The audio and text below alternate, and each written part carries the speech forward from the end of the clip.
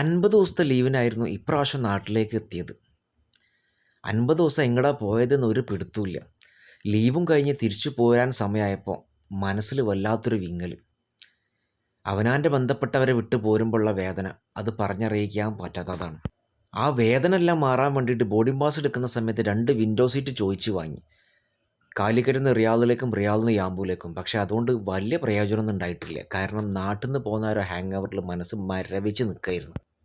കാലിക്കറ്റിൽ നിന്ന് റിയാദിലേക്ക് 5 മണിക്കൂർ യാത്ര. ഈ 5 മണിക്കൂറിൽ നല്ലൊരു ഉറക്കം ഉറങ്ങി. കാരണം ഉറങ്ങാതിരിക്കാൻ പറ്റില്ല. കണ്ണുറന്ന് നിൽക്കുന്ന സമയത്ത് എൻ്റെ പൈതലാണ് മനസ്സിൽ വരുന്നത്. ഇവിടെ യാമ്പൂലെത്തിയിട്ട് ഏകദേശം 5 ദിവസം കഴിഞ്ഞ്. ഈ 5 ദിവസം ആയിട്ട് പോലും നാട്ടിൽ നിന്ന് ഇങ്ങോട്ട് മൈൻഡ് മാറി കിട്ടണില്ല. കുഴപ്പമില്ല, സാവകാശം ശരിയായിക്കോളും. ഡ്യൂട്ടിൻ്റെ കാര്യം പറയുകയാണെന്നുണ്ടെങ്കിൽ വന്ന ആ സ്പോട്ടിൽ തന്നെ ഡ്യൂട്ടി ചാലുവായി.